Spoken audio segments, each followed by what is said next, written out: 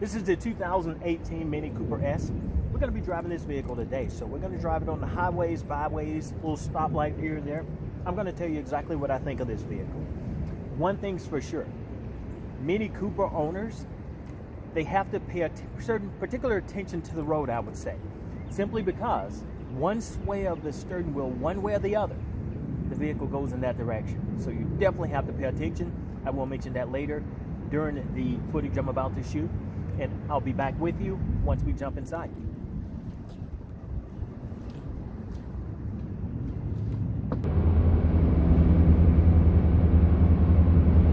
Of course, this is the 2018 Mini Cooper. A very spirited drive. I really enjoy driving the vehicle from a power plant standpoint. The size of it almost makes me feel like I'm driving a go-kart on steroids. Of course, it's got BMW traces all over it with the additional power that it has. Of course, I'm doing 80 right now, roughly 85. If I press the pedal, you're going to get that slight hesitation, a little pullback, and then you shoot forward. That's the best way that I find to explain it. But I really love to drive from the standpoint I can get in and out, and it's not just because of the size. As you know, I love my power, I love my speed. I really love being able to get to where I need to get to as far as positions on the road. Almost sounds like I'm basketball and get into positions on the court. But just get into positions on the road, I absolutely love it. I think you'll love it as well. The only thing I think that it is going to be for a limited number of consumers. And what I mean by that is, last night I was driving at home, and as I'm driving, I had my hand on the wheel.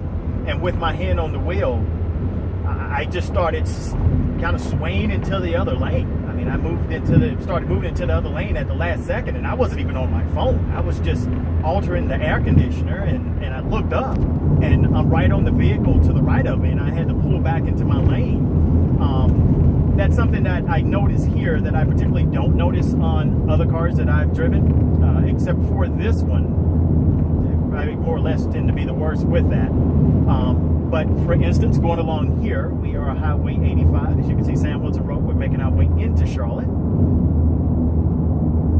going to give you a couple of maneuvers just to show you what it feels like. I did give you a shot of the dash. I typically do that up front. This time I'm doing it during the video, just to give you a sense of what I'm driving. Now all of this, and this is just a touch note, all of this is very nice. You don't expect all the technology, all the switches, all the buttons on the inside of a Mini Cooper because the vehicle is relatively small, but you get it, and it's very well done. I love the LED lighting around the center display. It's also got the maps, so if I take here, there's my maps there. Very sizable, which is what we typically love now in our automobiles, but definitely love that. This one has the dual panel sunroof.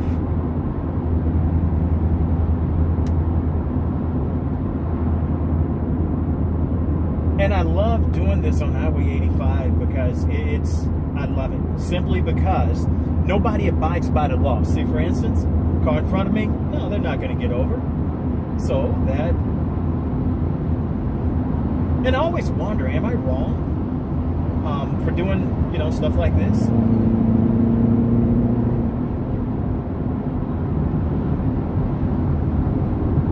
I mean, am I wrong for doing that if they're not abiding by the law? You know, slow traffic, keep right, especially if someone's coming from behind you, doing faster than what you are. So a quick maneuver here.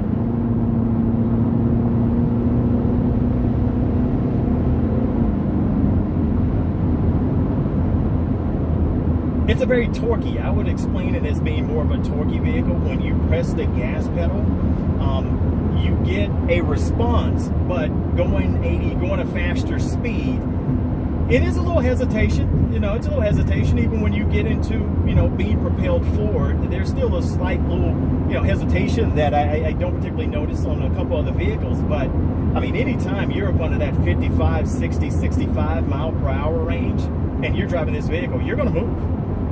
which is what I absolutely love. So I'm just going to release the wheel. It's not swaying one way or the other. Of course, most of these vehicles, from what I've seen, you will see more or less baby boomers.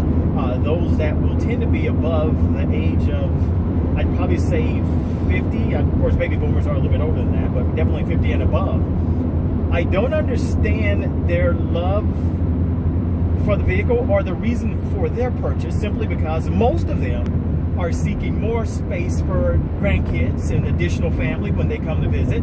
But at the same time, the most important thing to them is drive height, drive off the road. Now, didn't notice any hesitation as far as getting in and out of the vehicle, so that's not going to stop them from buying this car. You can get in and out comfortably. The only thing I question is the smoothness of the ride. You feel, European automobile, you are going to get feedback from the road. But with this vehicle, you feel a little bit more of your road contact or surface of the road in this particular vehicle.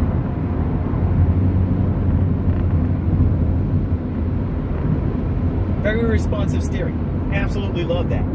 You twist one way or the other, you're going one way or the other.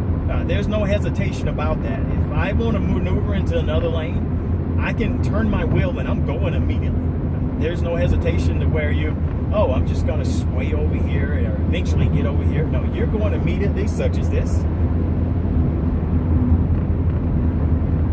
And there again, it's got BMW all written all over it. The handling, the sway when you're going around a curve, just swaying in and out, the maneuvering of the vehicle, the way the vehicle moves when you're accelerating, the way the vehicle moves when you're going around a curve. I do love that part about the vehicle. As an everyday driver, if you have a shorter route or whatsoever, my drive is typically 20-25 minutes one way. Gives you an opportunity to really get to enjoy your vehicle. But if you're taking this on a long distance drive, more than an hour, the seating position, the seat's comfortable, but you're going to get a little feedback from the road, a little bit more so than what you may be looking for. You do have a couple of different modes you can do. I love sport, and the trigger is there. You can push that up or down, and it shows here. So you can see sport right to the right of the D. So what I'm going to do is go back here, press down once. That takes me to mid. Now green is eco. I don't want to go to eco, but that takes me to mid. This is more of, not as spirited of a ride as sport, but at the same time, more aggressive than eco. So let's see what we've got here.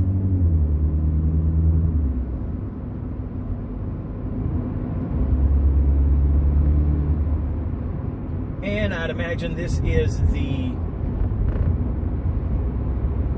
preferred drive for most.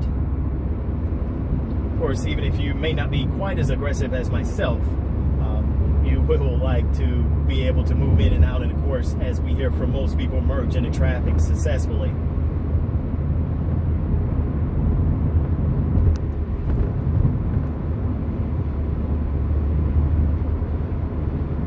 Relatively quiet. I don't hear much of the outside noise, as much as you would think. I do hear a touch more than what you would hear on a average sedan or a mid to large size SUV or even a small SUV. So this is the mid.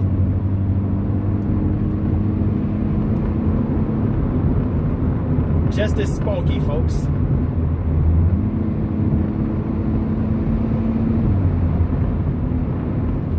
Not having a problem moving at all. It's not sport, but it's mid. I'll take it, because I actually find that that is better than the average vehicle, even in mid. Of course, you put the average vehicle in sport, that's a different story, but the average vehicle, when you put it in comfort mode, which is what it's called in most cars, that's more than what you will get with the average car. Well, I guess you can say there's the vehicle father in front of us, which is the BMW. And that's the father of the vehicle to the right of it, which is the BMW 1.5 Series, 1.3 Series. Of course, here in Charlotte, North Carolina, we have the BMW plant, which is in Spartanburg, South Carolina. So there's a lot of BMW pride here in the area.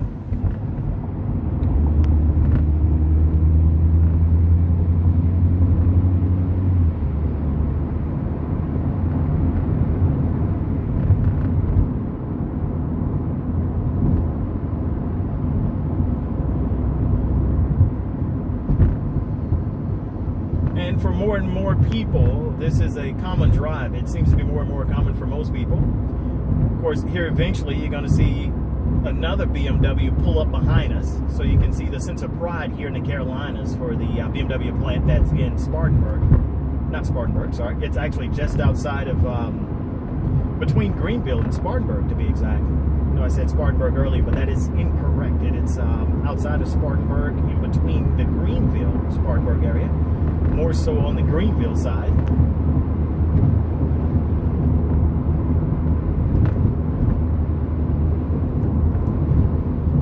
Feeling the bumps and the bruises from the road, of course, that's always been a note with the Mini series. But I think it's a series that BMW should definitely continue to do. If anybody else was doing this car, it wouldn't be worth buying. But I think with BMW, I don't know their intentions whatsoever, but they should definitely continue this vehicle. The automotive industry needs this vehicle around. It offers you a different alternative to most of your other vehicles. If you don't want to go with a midsize or a compact, this is a different vehicle altogether.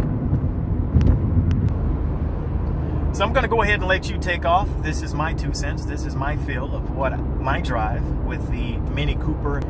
You're looking to get one of these vehicles, you should definitely do it. I am not one to say that what you should and should not get, but you should definitely do it. I think you'll love the drive because you know what you're expecting. Different things that I've mentioned before, hey, that's some things to take into concern, or, you know, definitely some things to consider. But all in all, I think the car will serve you exceptionally well. Take time to enjoy your vehicle.